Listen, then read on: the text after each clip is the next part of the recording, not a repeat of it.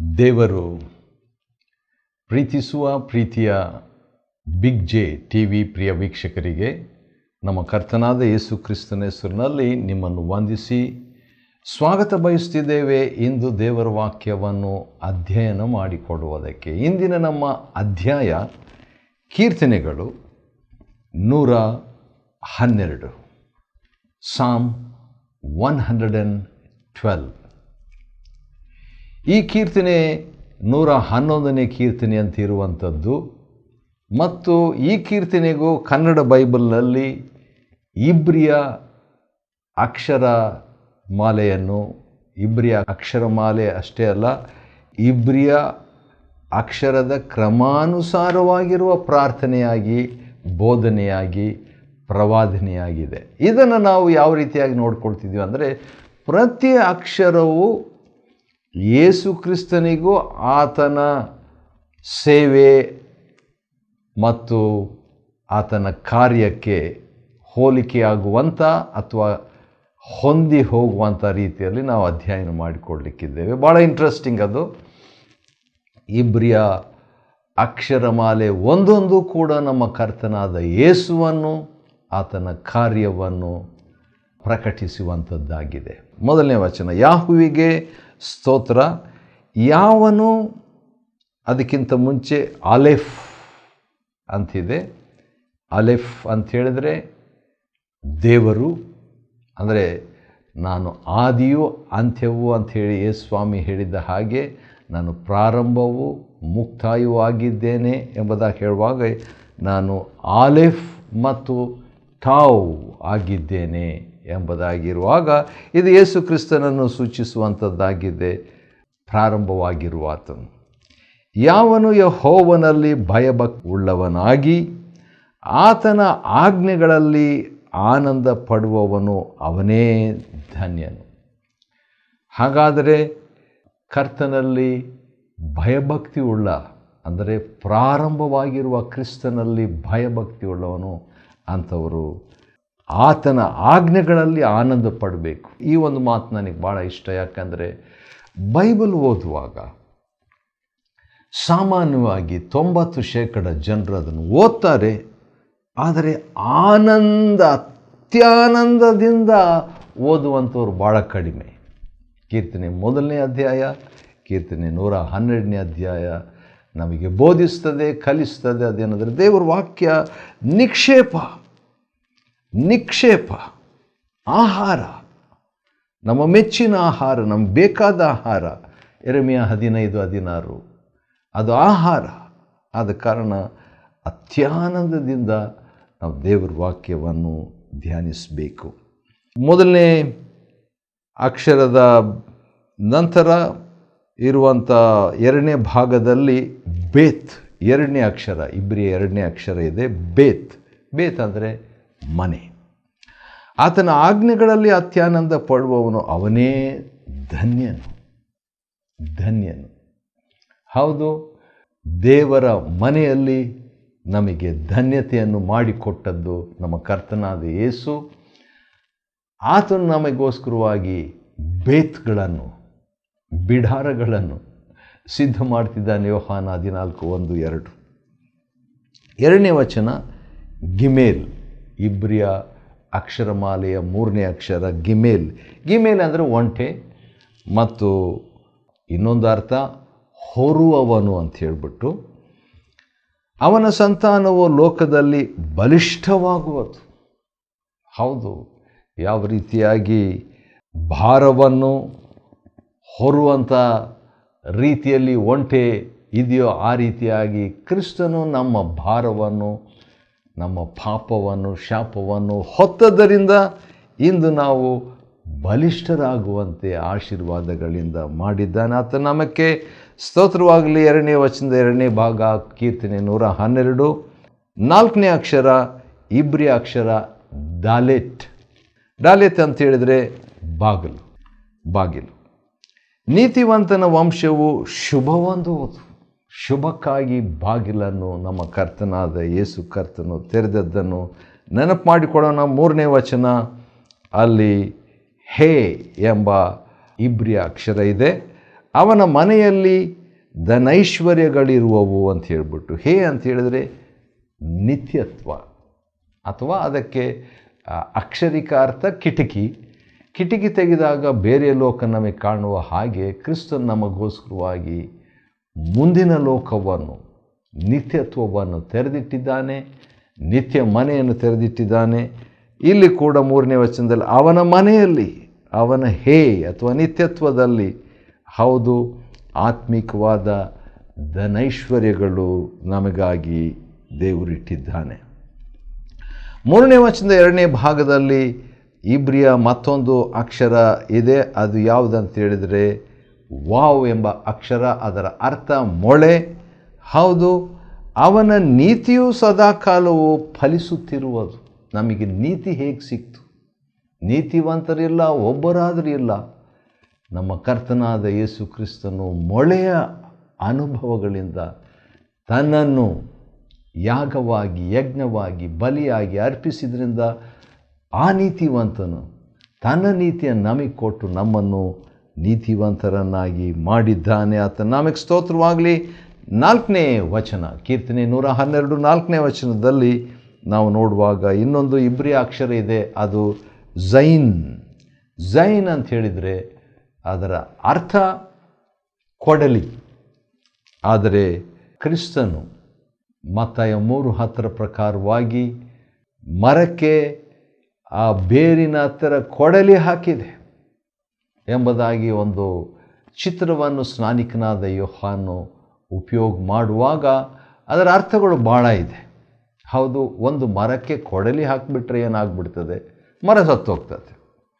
ಆ ರೀತಿಯಾಗಿ ಕೊಡಲಿ ಏಟನ್ನು ನಮಗಾಗಿ ತಿಂದು ನಮ್ಮ ಜೀವಂತ ಮರವಾಗಿರುವ ಯೇಸು ಕ್ರಿಸ್ತ ನಮಗಾಗಿ ಪ್ರಾಣ ಕೊಟ್ಟು ತನ್ನ ಮರಣದಿಂದ ನಮಗೆ ತಂದಂಥದ್ದು ಏನು? 4ನೇ ವಚನ, ಯಥಾರ್ಥರಿಗೆ ಕತ್ತಲೆಯಲ್ಲಿಯೂ ಜ್ಯೋತಿ ಮೂಡುವುದು. ಹೌದು, ಆತನು ಲೋಕಕ್ಕೆ ಬೆಳಕಾಗಿದ್ದೇನೆಂಬುದಾಗಿ ಕೊಡಲಿ ಏಟು ದೇವರ ಉಗ್ರ, ದೇವರ ರೌದ್ರ, ದೇವರ ದಂಡನೆಯನ್ನು, ದೇವರ ನ್ಯಾಯ ತೀರ್ಪನ್ನು ಹೊಂದಿದ್ದು ನಮ್ಮ ಕರ್ತನನ್ನು ಸ್ಮರಿಸುವಂಥದ್ದು.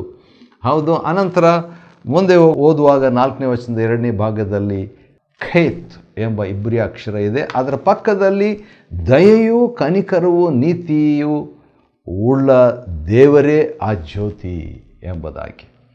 ಈ ಖೇತ್ ಅಂತ ಹೇಳಿದರೆ ಬೇಲಿ. ದೇವರು ನಮ್ಮನ್ನು ದಯೆಯಿಂದ, ಕನಿಕರದಿಂದ, ನೀತಿಯಿಂದ ಆತನು ಬೇಲಿಯಾಗಿ ಆವರಿಸಿದ್ದಾನೆ ಕ್ರಿಸ್ತನ ಮುಖಾಂತರವಾಗಿ ಎಂಬುದಾಗಿ. ಅನಂತರ ಇನ್ನೊಂದು ಇಬ್ರಿಯ ಅಕ್ಷರ ಇದೆ. ಅದು ಥೇತ್ ಎಂಬುದಾಗಿ. ಖೇತ್ ಆಯಿತು, ಈಗ ಥೇತ್. ಥೇತ್ ಎಂಬ ಈ ಇಬ್ರಿಯ ಅಕ್ಷರದ ಅರ್ಥ ಏನಂದರೆ ಸರ್ಪ, ಹಾವು. ಯಾಕಂದರೆ ಆ ಅಕ್ಷರ ಕೂಡ ಸರ್ಪದಂತೆ ಕಾಣ್ತದಲ್ವ, ಅದಕ್ಕೆ ಸರ್ಪ. ದಯಾಳುವಾಗಿ ಧನ ಸಹಾಯ ಮಾಡುವವನು 5ನೇ ವಚನ. ಹೌದು, ಕ್ರಿಸ್ತನು ನಮಗಾಗಿ ಯಾವ ರೀತಿಯಾಗಿ ಮೋಶೆ ಸರ್ಪದ, ತಾಮ್ರ ಸರ್ಪವನ್ನು ಮೇಲೆ ಎತ್ತಿದ, ಅದನ್ನು ನೋಡಿದಾಗ ಜನರಿಗೆ ಜೀವ ಸಿಕ್ತು. ಯೋಹಾನ 3:15. ಭಾಳ ಜನರಿಗೆ 3:16 ಗೊತ್ತು. 3:15ರಲ್ಲಿ ಕ್ರಿಸ್ತನು ನಮಗಾಗಿ ಸರ್ಪದೋಪಾದಿಯಲ್ಲಿ ಮೇಲೆ ಎತ್ತಲ್ಪಟ್ಟನು. ಅದರದಿಂದ ಸಹಾಯ, ಧನ ಸಹಾಯ ಅಂದರೆ ಆತ್ಮಿಕ ಧನದ ಸಹಾಯ ನಮಗೆ ಲಭ್ಯವಾಯಿತು. ಅದಾದ ನಂತರ ಇನ್ನೊಂದು ಅಕ್ಷರ ಇದೆ, ಯೋಧ್. ಯೋಧ್ ಅಂತ ಹೇಳಿದರೆ ಹಸ್ತ. ಹೌದು, ತನ್ನ ಕಾರ್ಯಗಳನ್ನು ನೀತಿಯಿಂದ ನಡೆಸುವವನು ಭಾಗ್ಯವಂತನು. ಹೌದು, ದೇವರು ನಮ್ಮನ್ನು ನಡೆಸುವಂಥವನು ತನ್ನ ಹಸ್ತದಿಂದ ಎಂಬುದಾಗಿ ಕ್ರಿಸ್ತನ ಬಗ್ಗೆ ನಾವು ಮತ್ತೆ ಅದರಲ್ಲಿ ನೋಡ್ಕೊಳ್ತಿದ್ದೇವೆ. 6ನೇ ವಚನದ ಪ್ರಾರಂಭದಲ್ಲಿ ಖಾಫ್, ಖಾಫ್ ಎಂಬ ಅಕ್ಷರ ಇದೆ. ಅದರ ಅರ್ಥ ಏನಂತ ಹೇಳಿದರೆ ಅಂಗೈ. ಅವನು ಎಂದಿಗೂ ಕದಲುವುದಿಲ್ಲ. ಕರ್ತನಾದ ಯೇಸು ತನ್ನ ಅಂಗೈಯಿಂದ ನಮ್ಮನ್ನು ಚಿತ್ರಿಸಿಕೊಂಡಿರುವುದರಿಂದ ನಾವು ಕದಲುವುದಿಲ್ಲ. ಇನ್ನೊಂದು ಇಬ್ರಿಯ ಅಕ್ಷರ ಅಲ್ಲಿ ಲಮೇದ್ ಅಂತಿದೆ. ಲಮೇದ್ ಅಂತ ಹೇಳಿದರೆ ಬೋಧನೆ. ಬೋಧಕನು, ರಬ್ಬಿಯಾಗಿ ನಮ್ಮ ಕರ್ತನು ನಮಗೆ ನೀತಿವಂತನನ್ನು ಯಾವಾಗಲೂ ನೆನೆಸುವರಂತಿದೆಯಲ್ವಾ, ನಾವು ನೀತಿವಂತರಾಗಲಿಕ್ಕೆ ಆ ರಬ್ಬಿ ಆತನ ಬೋಧನೆ ಕಾರಣ ಅಂತ ನಾವು ನೋಡ್ತೇವೆ. ಮಹಾ ಬೋಧಕನು. ಅಷ್ಟೇ ಅಲ್ಲ, ದೇವರು ತಾನೇ 7ನೇ ವಚನದಲ್ಲಿ ಅವನಿಗೆ ಕೆಟ್ಟ ಸುದ್ದಿಯ ಭಯವಿರುವುದಿಲ್ಲ ಬರೆದಿದೆ. ಅಲ್ಲಿ ತಪ್ಪಾಗಿ ಥೇತ್ ಅಕ್ಷರವನ್ನೇ ಅಲ್ಲಿ ಮತ್ತೆ ರಿಪೀಟ್ ಮಾಡಿಬಿಟ್ಟಿದ್ದಾರೆ. ಆದರೆ ಅಲ್ಲಿ ಮೆಮ್ ಅಕ್ಷರ ಇರಬೇಕು, ಪರವಾಗಿಲ್ಲ, ನಾವು ಅದನ್ನು ಅಡ್ಜಸ್ಟ್ ಮಾಡ್ಕೊಂಡು ಹೋಗೋಣ. ಮೆಮ್ ಅಂತ ಹೇಳಿದರೆ ನೀರು, ಜೀವ, ಜಲ ನಮ್ಮ ಕರ್ತನಾದ ಯೇಸು ಕ್ರಿಸ್ತನು. ಆದ ಕಾರಣ ಸಮರಿ ಸ್ತ್ರೀಗೆ ಹೇಳಿದ ಹಾಗೆ ನೀರಡಿಕೆ ಆಗೋದಿಲ್ಲ ಈ ನೀರನ್ನು ಕುಡಿದ್ರೆ. ಅಂದರೆ ಯೇಸು ಕ್ರಿಸ್ತನೆಂಬ ಪವಿತ್ರಾತ್ಮ ಮೂಲಕವಾಗಿ ಲಭ್ಯವಾಗಿರುವಂಥ ನೀರನ್ನು ಕುಡಿಯುವಾಗ ನಮಗೆ ಕೆಟ್ಟ ಸುದ್ದಿಯ ಭಯವಿರುವುದಿಲ್ಲ. ಇನ್ನೊಂದು ಇಬ್ರಿಯ ಅಕ್ಷರ ನುನ್. ನುನ್ ನುನ್ ಅಂತ ಹೇಳಿದರೆ ಮೀನು. ಯೆಹೋವನಲ್ಲಿ ಭರವಸವಿಟ್ಟಿರುವುದರಿಂದ ಅವನ ಮನಸ್ಸು ಸ್ಥಿರವಾಗಿರುವುದು. ಮೀನಿನ ಹೊಟ್ಟೆಯಲ್ಲಿ ಇರುವಂಥವರು ಸ್ಥಿರವಾಗಿ ಇರುವ ಸಾಧ್ಯತೆ ಇಲ್ಲ.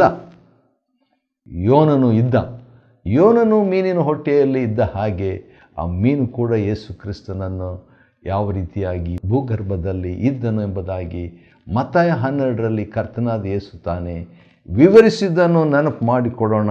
ಅದರ ನಿಮಿತ್ತವಾಗಿ ನನ್ನ ಮನಸ್ಸು ಸ್ಥಿರವಾಗಿರುವಂತೆ ಮಾಡಿದಾತ ನಾಮಕ್ಕೆ ಸ್ತೋತ್ರವಾಗಲಿ. 8ನೇ ವಚನದಲ್ಲಿ ಸಾಮೇಕ್ ಎಂಬ ಇಬ್ರಿಯ ಅಕ್ಷರ ಇರುವಂಥದ್ದನ್ನು ಗಮನಿಸಬಹುದು. ಆ ಅಕ್ಷರದ ಅರ್ಥ ಏನಂದರೆ ಆಧಾರ, ಸಪೋರ್ಟ್. ದುಷ್ಟರಿಗಾಗುವ ಶಿಕ್ಷೆಯನ್ನು ಕಣ್ಣಾರೆ ಕಾಣುವೆಂಬ ಭರವಸವಿರುವುದರಿಂದ, ಭರವಸೆ, ಆ ಸಾಮೇಕ್, ಆ ಒಂದು ಸಪೋರ್ಟ್ ತಂದಿರೋದು ನಮ್ಮ ಕರ್ತನಾದ ಯೇಸು ಕ್ರಿಸ್ತನ ಮುಖಾಂತರವಾಗಿ. ನಂಬಿಕೆಯನ್ನು ಹುಟ್ಟಿಸುವವನು, ಪೂರೈಸುವವನು, ಭರವಸೆಯನ್ನು ನೀಡುವವನು ಆತನೇ. 8ನೇ ವಚನದ 2ನೇ ಭಾಗ, ಕೀರ್ತನೆ 112 ನಾವು ನೋಡಿಕೊಳ್ತಾ ಇದ್ದೇವೆ. ಅಲ್ಲಿ ನಾವು ನೋಡುವಾಗ ಮುಂದಿನ ಅಕ್ಷರ 2ನೇ ಭಾಗ 8ನೇ ವಚನದಲ್ಲಿ ಐನ್ ಎಂಬ ಇಬ್ರಿಯ ಅಕ್ಷರ ಇದೆ ಕನ್ನಡ ಬೈಬಲ್ನಲ್ಲಿ. ಐನ್ ಅಂತ ಹೇಳಿದರೆ ಕಣ್ಣು. ಅವನ ಮನಸ್ಸು ದೃಢವಾಗಿದೆ, ಹೆದರುವುದಿಲ್ಲ. ಮನಸ್ಸು ಅಂತ ಹೇಳುವಾಗ ಕಣ್ಣಿನ ಮನಸ್ಸು ಅಂದರೆ ಪೌಲನು ಪ್ರಾರ್ಥನೆ ಮಾಡುವಾಗ ಎಫೆಸದಲ್ಲಿ ಮನೋನೇತ್ರವನ್ನು ಬೆಳಗಿಸಿ ಅಂತ, ಮನಸ್ಸಿನ ಆಯಿನ್, ಕಣ್ಣನ್ನು ಬೆಳಗಿಸಿ ಆತನು ಕ್ರಿಸ್ತನು ದೇವರು. ಹೌದು, ಅದನ್ನು ಸೂಚಿಸ್ತದೆ. ಅದು ದೇವರ ರೀತಿಯಾಗಿ ಮಾಡಿದ್ದು ಕ್ರಿಸ್ತನ ಮುಖಾಂತರವಾಗಿ. 9ನೇ ವಚನದಲ್ಲಿ ಫೇ ಎಂಬ ಅಕ್ಷರ, ಇಬ್ರಿಯ ಅಕ್ಷರ ಇದೆ. ಮತ್ತು ಅದರ ಅರ್ಥ ಏನಂದರೆ ಬಾಯಿ. ನಮ್ಮ ಕರ್ತನಾದ ಯೇಸು ಕ್ರಿಸ್ತನು ಬಾಯಿಯ ಬಗ್ಗೆ ಒಂದು ಮಾತು ಹೇಳಿದ್ದು ನನಗೆ ನೆನಪಿಗೆ ಬರುತ್ತಿದೆ. ಮತ್ತಾಯನ ಬರೆದ ಸುವಾರ್ತೆ 12ನೇ ಅಧ್ಯಾಯದ 37ನೇ ವಚನದಲ್ಲಿ ನಿನ್ನ ಬಾಯಿಯಿಂದಲೇ ನೀವು ನೀತಿವಂತರಾಗ್ತೀರಿ, ನಿಮ್ಮ ಬಾಯಿಂದಲೇ ನಿಮಗೆ ಖಂಡನೆ ದಂಡನೆ ಎಂಬಂಥ ಒಂದು ಮಾತು. ಬಡವರಿಗೆ ಉದಾರವಾಗಿ ಕೊಡುತ್ತಾನೆ. ಹೌದು, ಕೊಡುವಂತೆ ಮಾಡಿದ್ದು ಬಾಯಿ ತೆಗೆಯುವಾಗ ಕೊಡುತ್ತದೆ. ಆ ರೀತಿಯಾಗಿ ದೇವರು ನಮಗೆ ಕ್ರಿಸ್ತನ ಮೂಲಕವಾಗಿ ಸಹಾಯ ಮಾಡಿದ. 2ನೇ ಭಾಗ 9ನೇ ವಚನದ 2ನೇ ಭಾಗದಲ್ಲಿ ಚಾಡಿ ಎಂಬ ಇಬ್ರಿಯ ಅಕ್ಷರ ಇದೆ. ಅದರ ಅರ್ಥ ಏನಂದರೆ ನೀತಿ. ಅವನ ನೀತಿ ಎಂಬಂಥ ಪದ ಇಲ್ಲಿ ಕೂಡ ಬಂದುಬಿಟ್ಟಿದೆ ನೋಡಿ 9ನೇ ವಚನದಲ್ಲಿ. ಹಾಗಾದರೆ ಅದು ಟ್ಯಾಲಿ ಆಗ್ತದೆ, ಅದು ಹೊಂದಿ ಹೋಗ್ತದೆ. ಸಾಡಿ ಅಂದರೆ ನೀತಿ, ಮತ್ತು ಇನ್ನೊಂದು ಅರ್ಥ ಅದಕ್ಕೆ ಬೇಟೆ ಅಂತ ಕೂಡ ಆಗ್ತದೆ. ಅವನ ನೀತಿಯು, ಅವನ ಸಾಡಿ ಫಲವು ಸದಾಕಾಲವೂ ಇರುವುದು. ಇದು ಕೂಡ ಕ್ರಿಸ್ತನ ಮುಖಾಂತರವಾಗಿ ನಮಗೆ ಲಭ್ಯವಾಯಿತು. 1 ಕೊರಿಂಥ 1:30ರಲ್ಲಿ ಕ್ರಿಸ್ತನು ನಮ್ಮ ಸಾಡಿ ನೀತಿ ಆಗಿದ್ದಾನೆ. 10ನೇ ವಚನ ರೇಷ್. ಅದಕ್ಕಿಂತ ಮುಂಚೆ ಕುಫ್ ಎಂಬ ಇಬ್ರಿಯ ಅಕ್ಷರ ಇದೆ. ಅದರ ಅರ್ಥ ತಲೆಬುರುಡೆ ಅಥವಾ ಸೂರ್ಯೋದಯ ಎಂಬುದು. ಮಹಿಮೆಯೊಡನೆ, ಸೂರ್ಯೋದಯದೊಡನೆ ಅವನ ಕೊಂಬು ಎತ್ತಲ್ಪಡುವುದು. ಯಾವ ರೀತಿಯಾಗಿ ತಲೆ ಬರುಡೆ ಆ ಕಪಾಲ ಎಂಬ ಸ್ಥಳದ ಹತ್ರ ಗೋಲ್ಗೊಥಾ ಎಂಬ ಸ್ಥಳದಲ್ಲಿ ತಲೆಬುರುಡೆ ಅಂತೆ ಅದು ಕಾಣ್ತಿತ್ತಂತೆ. ಅಲ್ಲಿ ನಮ್ಮ ಕರ್ತನು ನಮಗೋಸ್ಕರವಾಗಿ ಮಾಡಿದ ಮಹಾ ಬಲಿ, ಮಹಾ ತ್ಯಾಗ, ಸಮರ್ಪಣೆಯನ್ನು ಸೂಚಿಸ್ತದೆ ಈ ಕುಫ್ ಎಂಬ ಅಕ್ಷರ. ಅದಾದ ನಂತರ 10ನೇ ವಚನದಲ್ಲಿ ರೇಷ್ ಎಂಬ ಇಬ್ರಿಯ ಅಕ್ಷರ ಇದೆ. 10ನೇ ವಚನದಲ್ಲಿ ದುಷ್ಟನು ನೋಡಿ ವ್ಯಥೆ ಪಡುವನು. ರೇಷ್, ದುಷ್ಟನು ವ್ಯಥೆ, ತಲೆ ಪಡುವನು ತಲೆಯಲ್ಲಿ. ಆದರೆ ಆತನ ತಲೆ ಮುಳ್ಳಿನ ಕಿರೀಟ ಹೊಂದಿದ್ದರಿಂದ, ಪಡೆದಿದ್ದರಿಂದ ನಾವು ವ್ಯಥೆ ಪಡಬೇಕಾಗಿಲ್ಲ ಎಂಬುದು ಈ ಒಂದು ಶುಭವಾರ್ತೆ.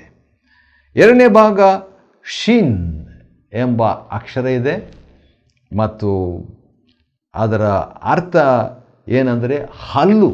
ಆದರೆ 10ನೇ ವಚನದ 2ನೇ ಭಾಗದಲ್ಲಿ ಹಲ್ಲು ಎಂಬ ಪದನು ಬಂದುಬಿಟ್ಟಿದೆ. ಅವನು ಹಲ್ಲು ಕಡಿಯುತ್ತಾ ಲಯ ಹೊಂದುವನು ದುಷ್ಟನು.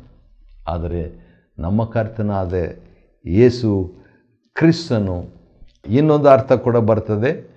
ಆ ಹಲ್ಲು ನಾಶ ಜಜ್ಜುವಂಥದ್ದು. ನಮ್ಮ ಕರ್ತನು ನಮಗಾಗಿ ಜಜ್ಜಲ್ಪಟ್ಟದ್ರಿಂದ ನಾವು ಜಜ್ಜಲ್ಪಡುವ ಅವಶ್ಯಕತೆ ಇಲ್ಲ. ಆತನಿಗಾಗಿ ನಾವು ಹೊಂದತಕ್ಕದ್ದು ಠಾವ್ ಎಂಬ ಕೊನೆಯ ಅಕ್ಷರ ದುಷ್ಟರ ನಿರೀಕ್ಷೆಯು. ಹೌದು, ನಾವು ಒಂದು ಕಾಲದಲ್ಲಿ ದುಷ್ಟರಾಗಿದ್ದೇವೆ, ಆದರೆ ನಾವು ನಿರೀಕ್ಷೆ ಹೊಂದಿದ್ದೇವೆ. ಠಾವ್ ಅಂತ ಹೇಳಿದರೆ ಶಿಲುಬೆ ಅಥವಾ ಒಡಂಬಡಿಕೆ. ಕೀರ್ತನೆ 112ನೇ ಅಧ್ಯಾಯವನ್ನು ಅಧ್ಯಯನ ಮಾಡಿಕೊಳ್ಳುವಂತೆ ದೇವರು ಕೊಟ್ಟ ಕೃಪೆಗಾಗಿ ಆತನಿಗೆ ಸ್ತೋತ್ರವಾಗಲಿ. ದೇವರು ನಿಮ್ಮನ್ನು ಆಶೀರ್ವದಿಸಲಿ.